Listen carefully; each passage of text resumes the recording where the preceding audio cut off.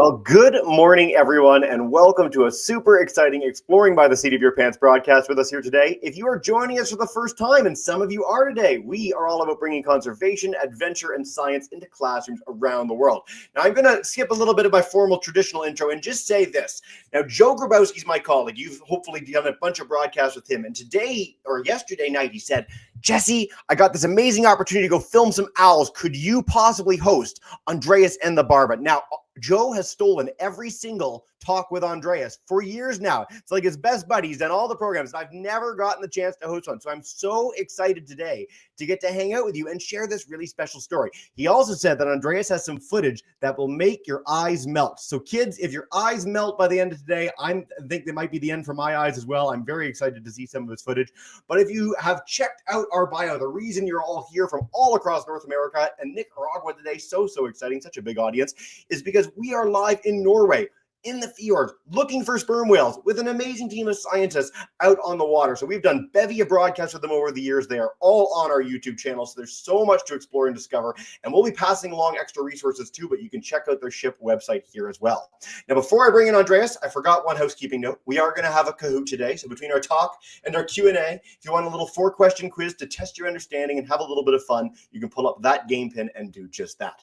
But without further ado, I'm going to stop talking because none of you are here for a random guy in a bedroom in Newfoundland. You're here for Andreas live on his ship in the ocean. So Andreas, thank you so much for joining us today and welcome to the broadcast. Hi, Jesse, and thank you for the opportunity to join you guys.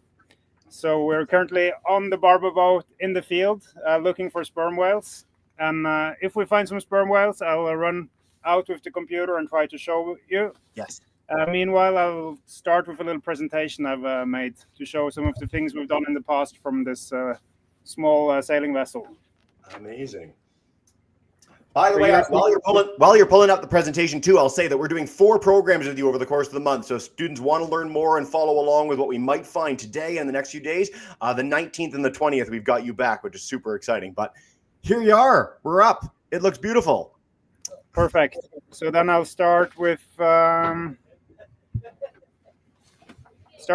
a 3-minute video.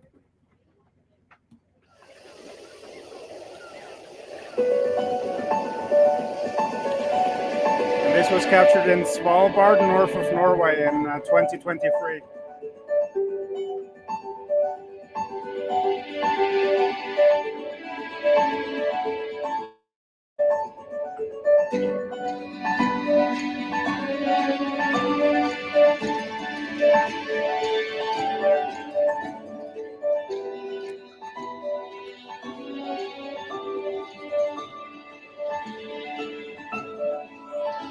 Are you sure you don't want to launch it? Come on. Yeah. Okay. Are you sure? Are you sure? Yes. Don't worry. Okay. I trust you, Andreas. Yep. Yes, he's getting it. Good job, guys. He's getting it.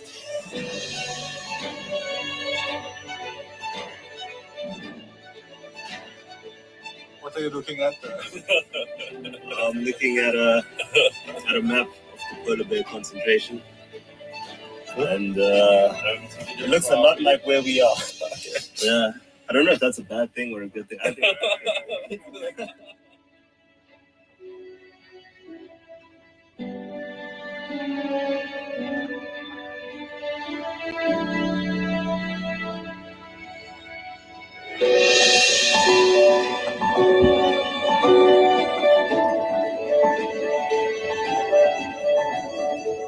In the children's corner, show us what you have here. What is this? Okay.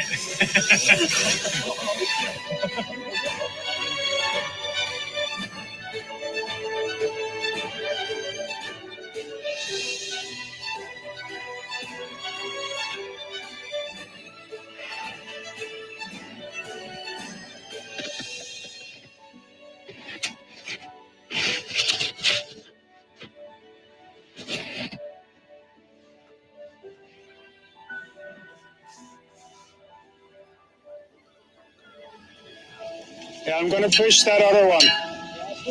Yeah, I'll push it with the bow.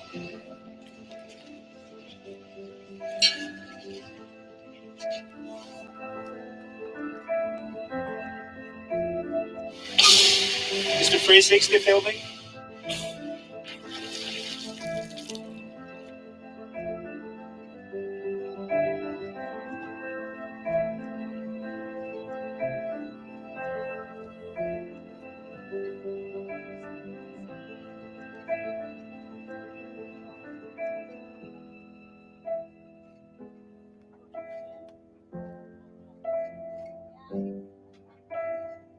You think of those polar bear pictures and the orcas?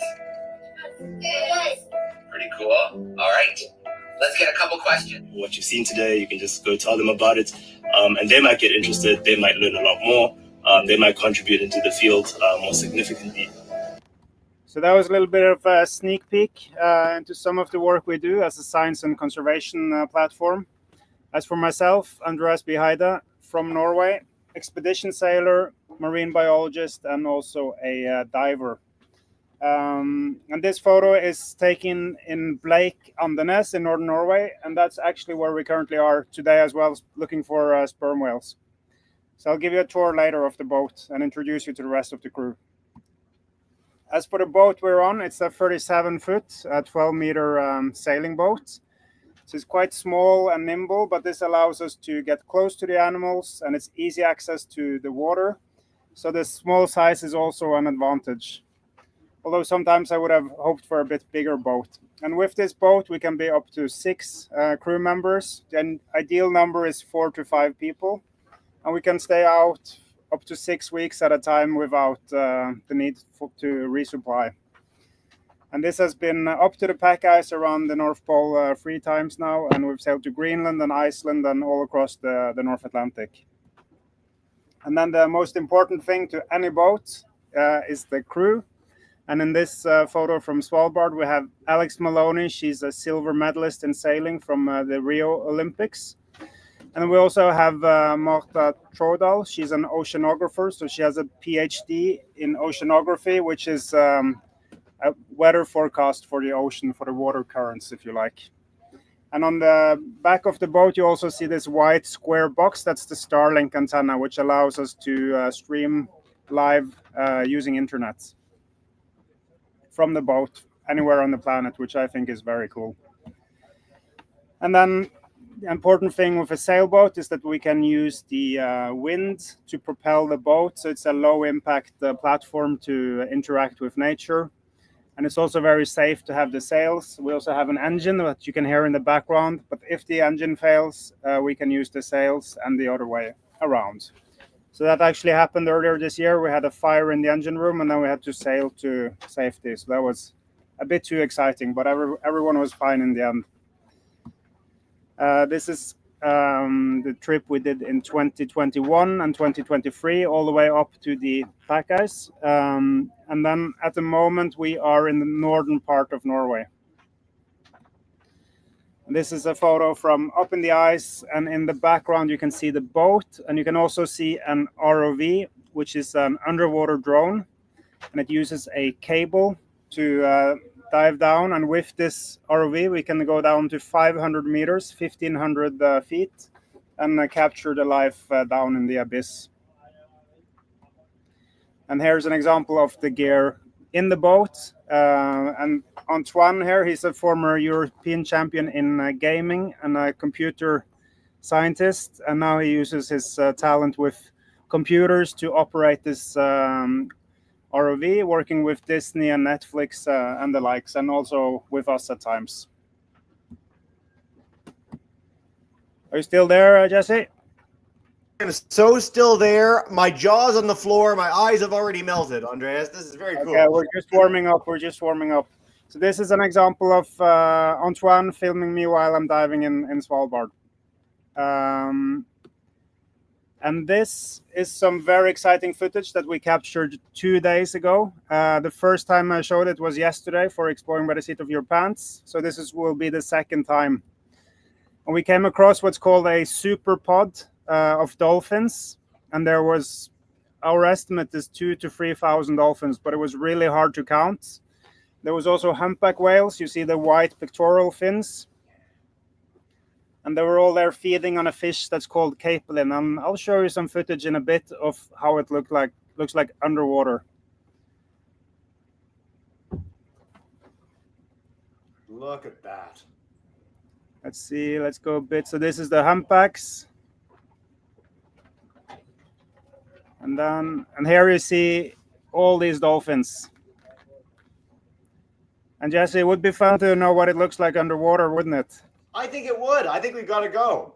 Yeah, okay, let's have a look then. Plunge in. So this is from the surface of the boat. Here we have a humpback whale.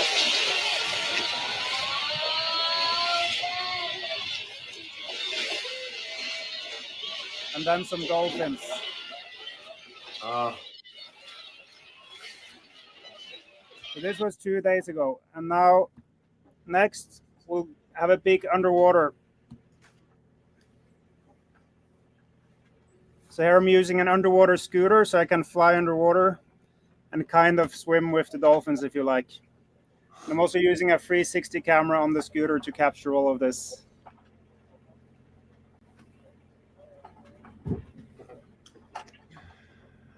I don't know. You might have the coolest job in the whole world, and we say that a lot, but this takes the cake, I think. Well, I do my best, but it's a lot of hard work. And yeah, today we've had some rough hours at sea, and yeah, but every now and then there's some very good highlights like this one, and this is one of my best animal encounters ever. And let's see. So the next video we'll see the reason the dolphins were here, and they were feeding on a fish that's called capelin.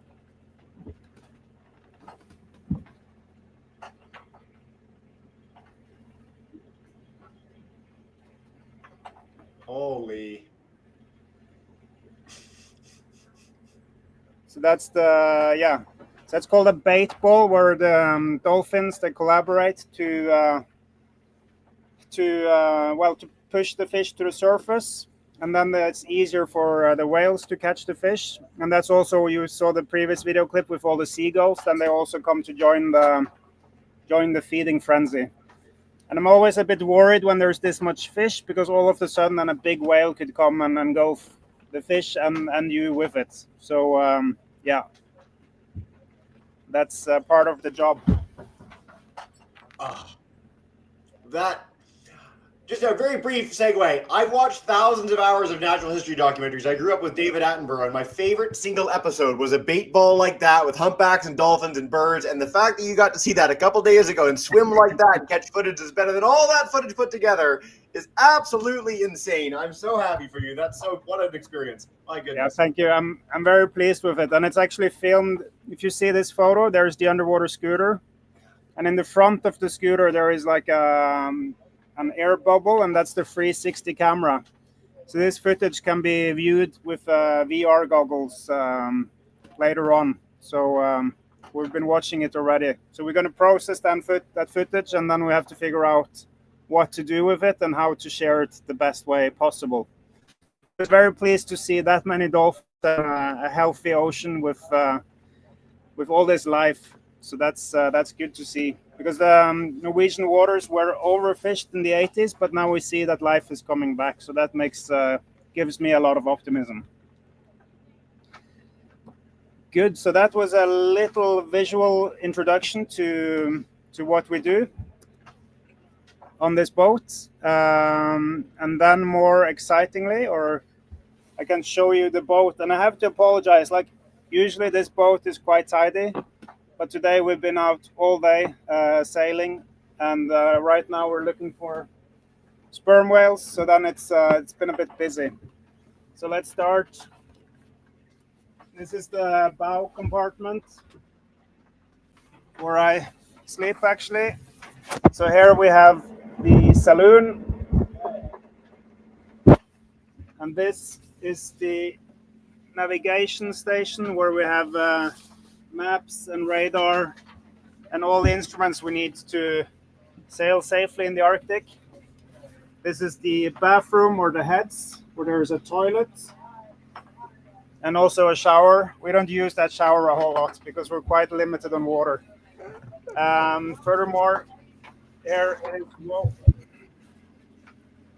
we have a fridge, a gas stove, freshwater tap, and then going back we can see there's 2 cabins. So So one cabin here.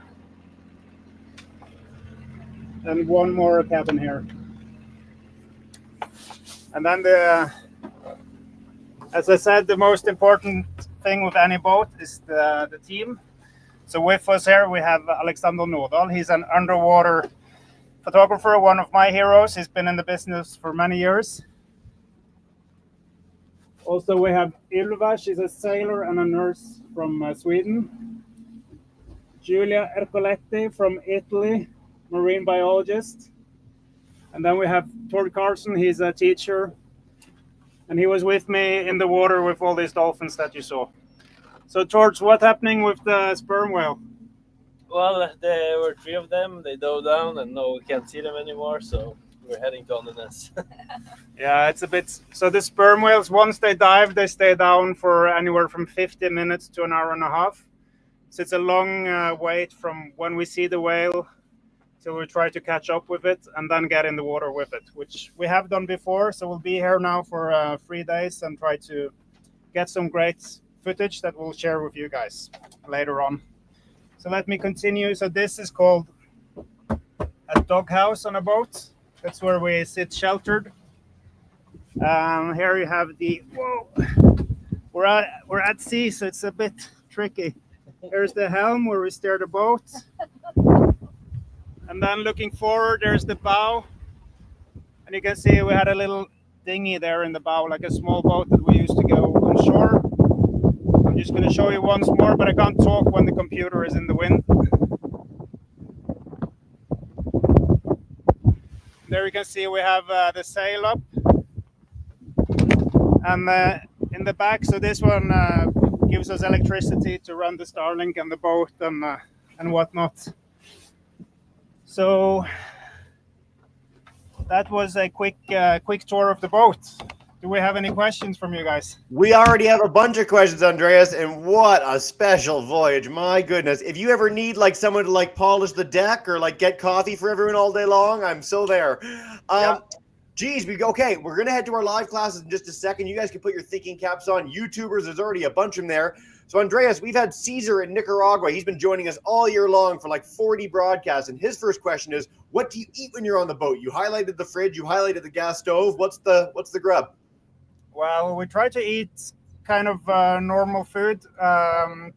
We try to eat a lot of fish, like locally sourced fish, and potatoes, and pretty much what we eat at home. Sometimes today we've mainly been eating crackers with butter because the weather was pretty intense. But yeah, so when we're close to land, we eat normal food. When we're away for a long time, we try to catch fish on the way, and it's always nice to have fresh food. Absolutely. It's really amazing. I think when I was a boy and I heard about expeditions like yours, the thought was always that it would be really like almost army ration food. And every voyage we feature, the food is really good. So if you ever get the chance, kids, to go out on a voyage like Andreas's in your life, you're not going to suffer for eating. And fresh fish is the freshest you can possibly get when it's caught right off the boat. So great question, guys. All right, Miss Deacon's class, Matthews Hall, come on in and take us away with a question. Hey. You're good. You're set. Oh, you can't. No, you're not set. Things are going wrong. There you are. you can hear us now? Okay. Yeah, you're good. Okay, so Andrea, we are all volunteering to come work with you. I just want you to know the whole class, we're coming to Norway. Okay, this is Ava. She has a question for you. What breed of dolphin were they? Oh, that's a good question. That was, and I have to be careful now because if I say it wrong, the marine biologist in the background is going to be upset. But it was a white-beaked dolphins, right, Julia? Very, very good, Andrea. Yeah, white-beaked dolphin. Even the experts need help from the experts. Great question, guys. All right, Miss Juice class, you guys are right at the camera. Come on back up, flick on your camera, and then we'll head to Miss Wells' class in Newfoundland on YouTube in just a second. But hello, folks. Oh, how cold can it get? And can you get hypothermia? Yes. Yes, it can get really cold, like minus 20 degrees Celsius. I don't know how to convert that to Fahrenheit. That's okay. But it's freezing cold. It's so cold that the ice gets covered in, the boat gets covered in ice.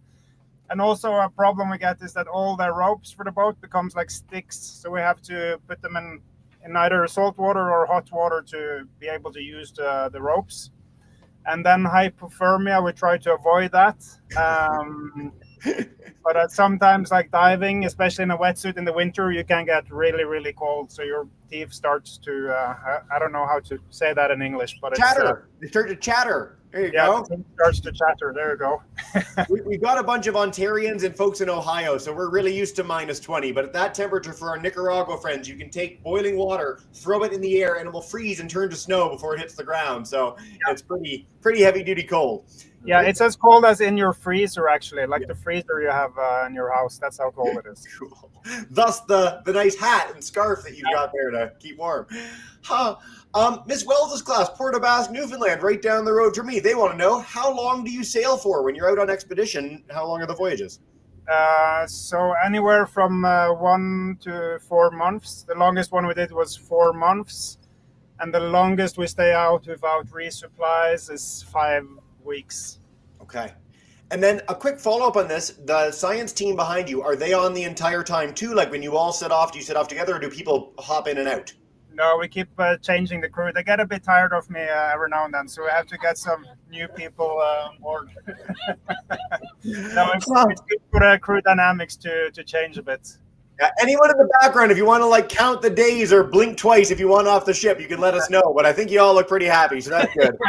Oh, dear. All right, Matthews Hall, we're going to head back to you guys. YouTubers, please keep those questions coming. There's a bunch of classes. Miss Swangster's class, you guys can unmute your mic too so we can hear you next time. You better. Here's Milan has a question for us. Perfect. Have you ever been to Canada's north to study? Ooh. No, I studied. I spent 4 months in Montreal, Canada, but I haven't been to the north yet. But I want to go there one day, and I'm working on getting a bigger boat so I can fit you all on board as well. Excellent. We'd need a really big ship. I think all the kids are coming, so there's like 200 and counting that want to be on board. Montreal is a lovely city, but we'd love to have you up in Nunavut anytime you want, or go see polar bears up in Churchill. So lots of opportunities in Canada's north. Miss Swangster's class, come on in as we depart. So that's actually interesting. While you're bringing up her question, you just had to deke out of the way. So there's not that much space. If someone needs to go below decks, you've got to sort of get it's really small, actually. It's not. You can imagine we're 5 people on the boat at the moment with lots of dive gear and Yeah. I imagine being in a place about half the size of your classroom with, 5 or 6 people all the time, and you're sleeping there and eating there and everything else. It gets a little cramped, but that's why you make good friends and get the best crew ever. Oregon, Ohio, come on back in, unmute your mic, and take us away, guys. Hey. What was your favorite thing on the boat that you saw?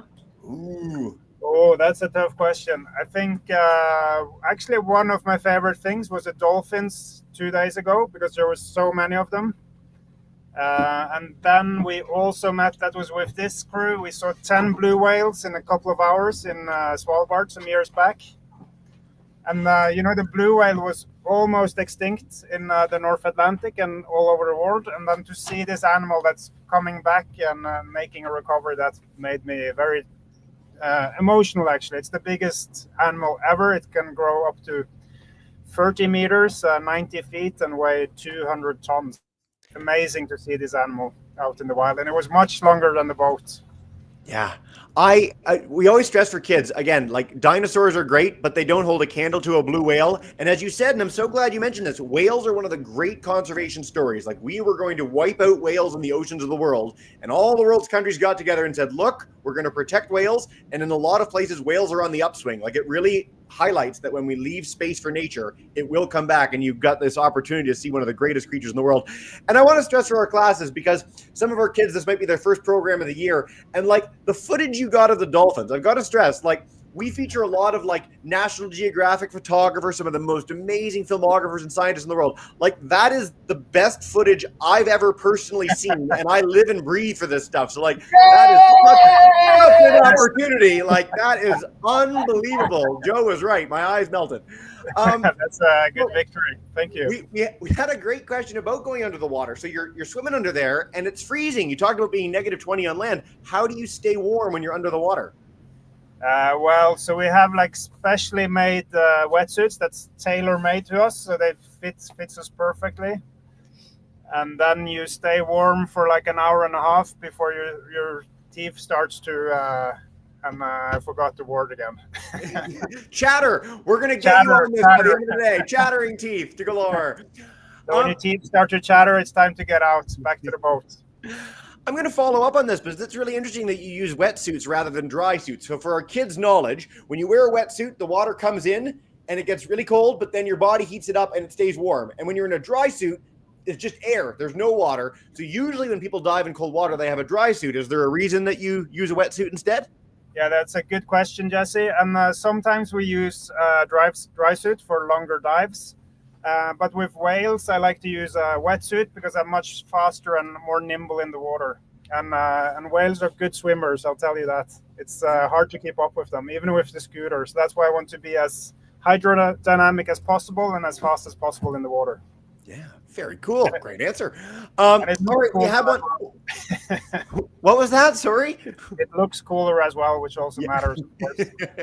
Dry suits do look inevitably dorky. I've got to say, no one looks good in a dry suit. We had a great question about other expeditions. So you've had the chance to feature Norway a few times. Again, we're going to be on this expedition in just a couple weeks again with you. Are there places that you haven't been that you'd like to go, or like dream destinations? Yeah, there's a lot of places I want to go. Like Canada would be one of them, the Northwest Passage, Antarctica, and but for now my boat it's a bit limited. This is a fiberglass boat, so there's limits to how far I can take this boat safely, which is why I'm working on getting a bigger and better boat. But this is still a very good boat, and you've seen some of the things we have done with it. And then short term. I'm hoping for Greenland next year. That could be exciting. Let's see. Fingers crossed. I hope the best for you. And so Canada, again, we're welcoming you anytime. I'm feeling like a swell of patriotic pride just thinking about having you here. We had a question about safety, actually. So you showed the ship in between all sorts of ice flows and big blocks of ice. Is that a danger to it? Do you have to avoid those? Can you hit that? What's the deal? Yeah, the main danger with the ice, if you're in the ice, it's like lots of little pancakes. If the wind picks up, these pancakes will collide together. And if you're in between that ice, that could be a problem. So, and that was a problem the first time we were in the ice. We went too far in. We had a little bit of wind, and then we had to spend several hours to get out again. So that was a bit nerve-wracking. So I've tried to avoid that later on. Awesome. Well, we're going to take a little bit of a break between our questions because I completely forgot to do the Kahoot. I was so entranced with your presentation, I completely forgot one of my duties as an educator. So I'm going to cue that up for everyone now.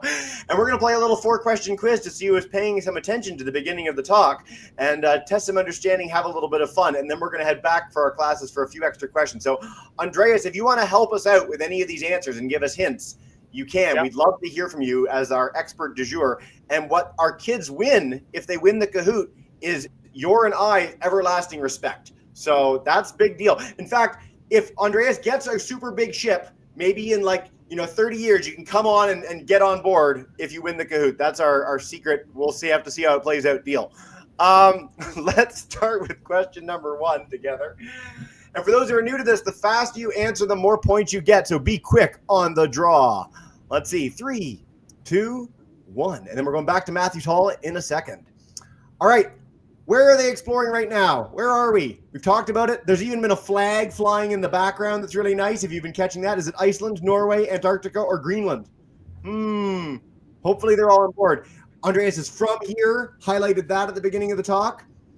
It's a very, very special place. It's a place, I will say this, where they are right now, we work with a lot of explorers. And yes, almost all of you got that right. Way to go. So Norway, when we talk to explorers around the world and they say what the coolest places on planet Earth are, so we've had people that have been to like every country in the planet. And when they pick their favorite place, they pick almost always New Zealand, Indonesia, India, and Norway. So those 4 just seem to be the places. Maybe I'll have to go there next and it'll be a little warmer for you. That could be expedition number 2. All right. Question 2. What does the hydrophone do? We talked about some of the cool tech that Andreas is using. Andreas, does it let you see underwater, let you make calls from the boat, let you hear underwater, or let you smell underwater? Is there any hint you want to give us? How do whales and dolphins communicate mostly? What do we think? Let's see. 2 seconds. 1 more second. All right. Ooh, a lot of you thought sea underwater. So they got some really special cameras. We've got that amazing 360 camera with the best footage of all time. But hydrophones let you hear underwater because most of our whales and dolphins, they communicate with sound. They echolocate. They talk to each other. And so that changes our leaderboard a little bit with Rocky Pelican in the lead. We've got 2 more questions. Then we're going back to Q&A with you all. Orcas are a member of the dolphin family. We talked about our sperm whales. We're looking for them. They're very cool. I don't know why the Kahoot doesn't like me right now. There. Oh, it's coming. It's going. Maybe, kind of, sort of. Good. What do we think? Now, this is a creature. By the way, Andreas, have you seen orca while you've been out on the ship this voyage? Oh, yes. I've been, this winter I've seen hundreds and hundreds of them. And I've been in the water with them many times. So next time I can show you some orca footage, Jesse. Oh. I think we might have to do that. So they are a member of the dolphin family. They're the biggest member of the dolphin family. And they're like the apex predator of the world. Like killer whales hunt great white sharks. They hunt blue whales. They hunt other whales. They're like wolves of the sea. They're a super, super amazing creature. And fortunately for us, they don't want anything to do with us much. So you're not worrying about it when you're swimming beside them. And I'm glad you mentioned that. All right. We talked a lot about diving today, but is an ROV a manned vehicle to explore underwater? Does Andreas get in an ROV or not when we go off the ship? We use some cool camera footage. It is not a manned vehicle, a robotic undersea vehicle. So AUV is autonomous one, ROV also robotic. Let's see, we changed our leaderboard crazy. And don't worry if you got these wrong. This is just fun to play along. So I really appreciate you guys all joining us today for the Kahoot. Our winner is Proud Crane. If you are Proud Crane, let us know you are. Matthews Hall is losing their mind, so I'm taking it you guys are in. Way to go, everybody. And let's get some more questions from our Kahoot winners to start. Miss Deacon's class, come on back in. Hey. Unmute. Okay, hi, Andreas. I just want to make my pitch again. I'm a diver from Canada, so really I could help you. I'm sure you'd use me very well. Okay, Isan, come on. Can you just tell how thick is your wetsuit? And then my 7 millimeters. Okay. Oh, that's what I dive with here. See, I'm perfect for you. Like I'm just gonna join the expedition. Okay, come on.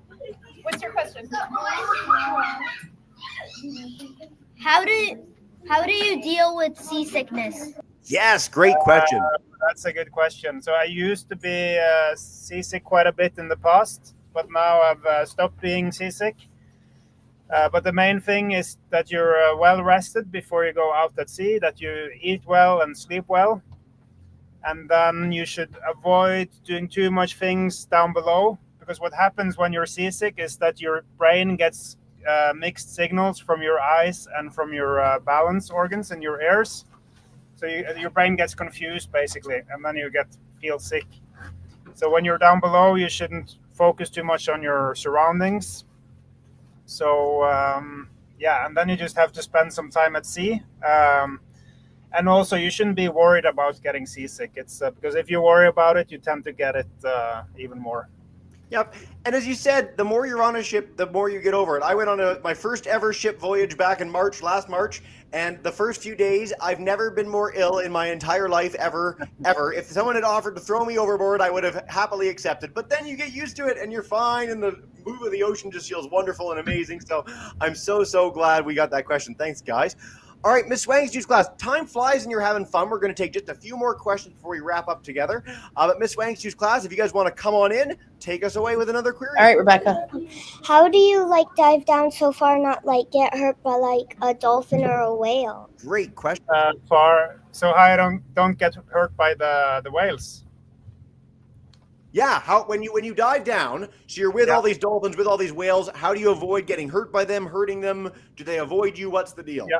No, that's many good questions today. So the dolphins is not a problem because they are so small.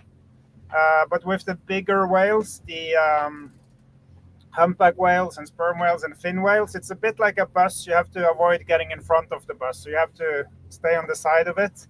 And then especially avoid the tail of the whale, because the tail could really hurt you. And then if you saw the footage with all the fish, we try to avoid being surrounded by fish, because if a big fin whale or humpback whale comes in and swallows all that fish and you're in the bait bowl, you could have some problems. I love the analogy of it's a bus and you get out of the way of it. Thank you so much for that in my day. It's quite laughable. Yeah. Andreas, this has been such a fun program. I'm going to banish Joe from hosting forevermore. We've almost never had teachers offer themselves as divers on expeditions in the history of exploring the Seat of Your Pants, so that's pretty good. Before we bring in our classes to say a big thank you and farewell, is there any last message about the Barba, about your expedition that you'd like to leave us with today? No, I think, my main message when I was in school, I didn't understand why I had to study all these different topics, mathematics, history, and whatnot. But now being on this boat, I do understand because I get to use all this knowledge on a daily basis, understanding the boat, the environment, and understanding history and culture, working with people from all over the world. So do well in school and see you in Barba in 10, 15 years.